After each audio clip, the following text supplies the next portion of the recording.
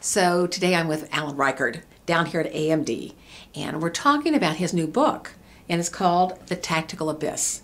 So the first question for you is, Alan, why did you write it? Well, let me tell you a little bit of the story of how the book came about, or the premise of the book. Actually, I started at AMD back in 2005. About 6 months into my role here, I was looking at some agencies for work to do for AMD and the role that I play as the Director of Worldwide Events here. One of the agencies that I came in and looked at was called CMS. And the president and owner of CMS is Diana, okay? And one of her top people that work for her his name is Patrick Grady. So Diana Zimmerman, the owner, and Patrick Grady were the two that came down here. And of course, when you first sit down with an agency, you're really saying, okay, well, tell me what your capabilities are and your skills are and so forth. And then, I'll start to assess. I'm a little bit different. I take a much different approach.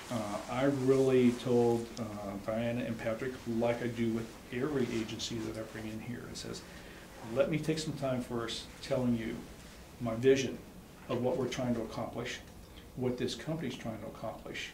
Because if you understand that, then you'll start to understand how you can best help me accomplish that vision.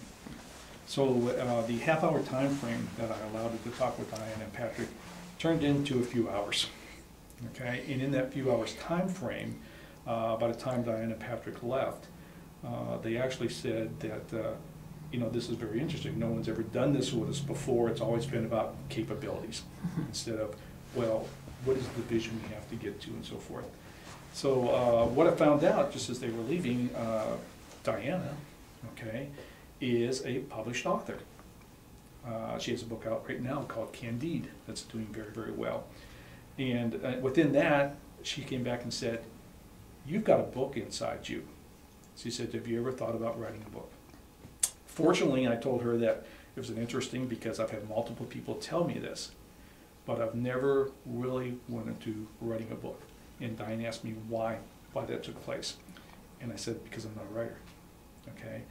I'm a storyteller. And I can talk the story. But if you're going to ask me to sit down and write that out, it's probably not going to come out well. And Diana said, well, I know how to write, okay? And Patrick's role in this, Patrick was in corporate America, and then now he works for Diana in the agency. So he has a little bit of mix of both sides. Diana is very strong on the agency, and I have a very strong corporate side, event side. So between the three of us, we said, well, let's collaborate on a book. And here's how we'll do that. That's how that all came about. Great. So that's how we started down this path. At that point in time, we didn't have a title, okay? We had a thought process of what we were looking at. And the process was, as we started to talk to Diane and Patrick at that time, was about vision. And vision, this is in this little bit of story we talked about, in that inside corporate America was changing. The role of an event manager that used to be very tactical and logistical, okay? Its demise was coming about. And the reason its demise was coming about is because events 10, 15 years ago used to really be about product showcases. They were about product showcases because the event time frames were preset by show management. Corporations had announced cycles, product launch cycles, that they always mapped to the shows, and so they became product showcases. Yeah. The problem with that was that the world started to change in that those event arenas needed to become experiential. Right. What was really driving that really was the internet. People could get every piece of information they needed to know about products or about a company on the internet. So they didn't need to come there to get that information anymore. So the answer was, is people are going to stop going to those types of shows if it's just a product showcase. You're going to have to change that environment for them. And that meant becoming experiential. Right. So then you got to get back and say, well, then what does experiential mean? And experiential says it's not about the product and creating awareness now. It's more about how the product is used, okay, by that end consumer. And the other thing that's changing is this, and you got to understand about, is you look at a company like AMD. AMD doesn't have a product that the end consumer touches. It's an embedded piece or product that goes into the final consumer thing. So if you look at an AMD in our strategy and when we go forward, it's not about creating this showcase, okay? It's not even totally about creating this experiential. It's about how do I support my partners who have that end consumer product. So now you're starting to talk about the job changing from being tactical and logistical to strategic. Right. Okay, once it starts to become strategic, you need to create a vision of where it needs to go. The other thing that changes dramatically during this time frame is it's extremely important in today's environment, especially for people who are sitting in the roles of owning responsibility for events or worldwide events, to understand that events are part of the marketing vehicles. It's not the vehicle. Face-to-face events, and people say this all the time, they've been saying it for years now. Are events going to go away? Are they going to become virtual? Okay, because you go back about 10 years ago and everybody thought everything was going to go virtual and face-to-face is going to go away. So I'm going to say the same thing I've been saying for the past 10 years. Face-to-face will not go away. The reason face-to-face exists is that's where you get to touch a hand. And when you're touching the hand, you gain trust. You can't get that over the internet or over the web. So face-to-face becomes very important to do that. So these types of events will continue to exist. How you utilize these types of events in the big marketing mix now becomes very important. So this role now starts to become strategic in its sense, and that's what's changing. The other thing that's changing is as this role becomes strategic, as the marketing organizations inside corporations start to flex and look across all these markets, now you start to get to the point where it says, I can't carry the burden of staffing internal to corporate walls to do tactical and logistical work. And the bottom line, it's a dollar equation. Because in corporate America, as it's existed forever, the day you come in the door, I'm going to pay X amount of dollars to do what you're doing. If you're still doing the same thing 10 years from now, I'm not paying you the same dollar I paid you when you came in the door. I'm paying you something substantially more. When you get to the point where the role is changing to be more strategic, and now I have tactical, logistical people in roles trying to do that, I got a mismatch in what the skill set needs to be, and I got a mismatch in what the pay scales. Once you get there, you have two options. Continue to live with that. Most corporations over the last 10 years were shifting away from that. Certainly the economic changes over the last couple of years have reinforced that you got to move past that quicker. So now you get to a point of what you call outsourcing. Do I outsource the tactical and logistical elements? And therefore inside my company, I carry people who can manage that outsource. So I don't use the word outsource much. I use a word called insource. Tremendous difference in my mind. An outsource is when I go ask somebody to do something for me. An insource is when I engage somebody on the outside as a partner. They become a part of my strategic thinking team when they understand my vision, and therefore they're going to do things on my behalf as a partner that will get us to where we need to get to.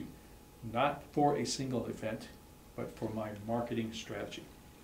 Once you do that and you find an agency that can do that for you, and they have the right skill set and staffing, it becomes a perfect marriage. That's what Tactical Abyss is about. Okay. So what are you looking to accomplish? You know, if I, as a reader, and I'm a corporate, are you looking to go after corporate America with this read?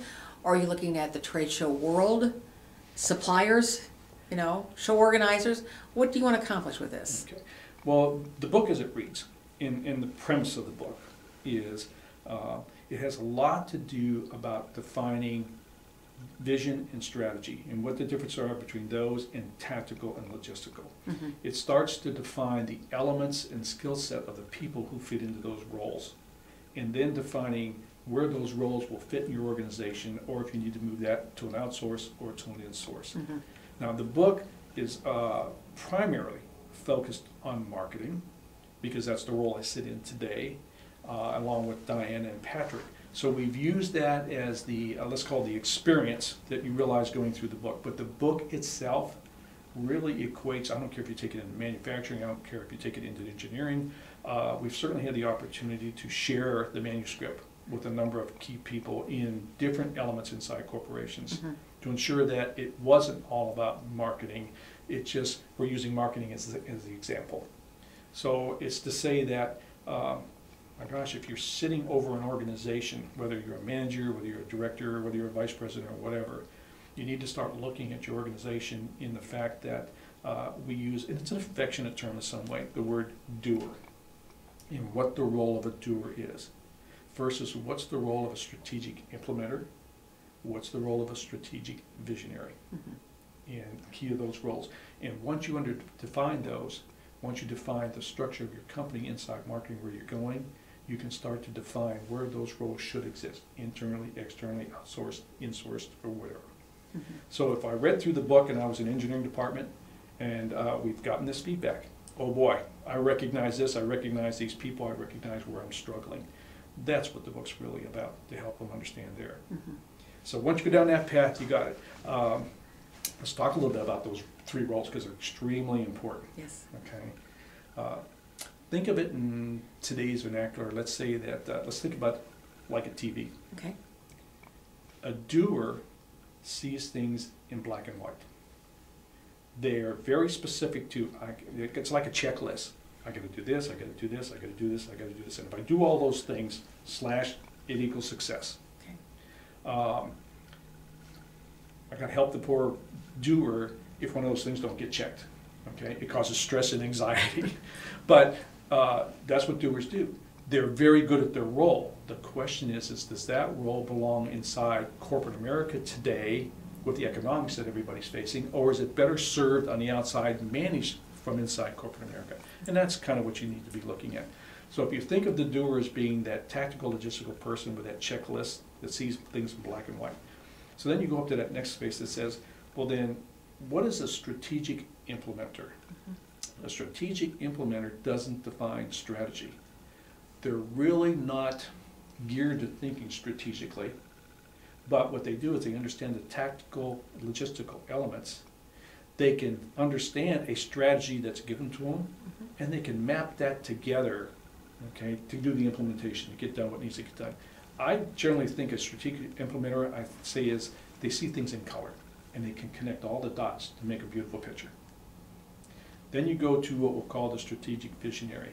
The strategic visionary, okay, can think in black and white and knows what it's like, can connect the dots in color, but that strategic visionary sees things in high def. Very clear.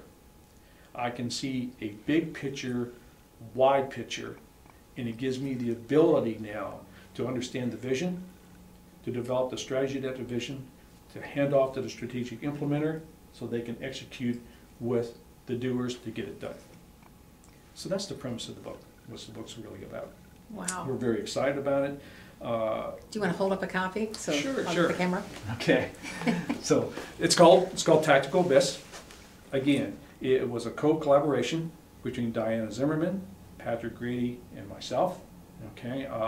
Couldn't have done it without Diana and Patrick. Hopefully they would say the same thing. They could have done it without Alan. Okay. But regardless of what happens with the book, it was a great experience for me to do this and go through this. And you know, I could not be more proud than worked with Diana and Patrick to accomplish something like this. This is great. This is great. Thanks, Alan.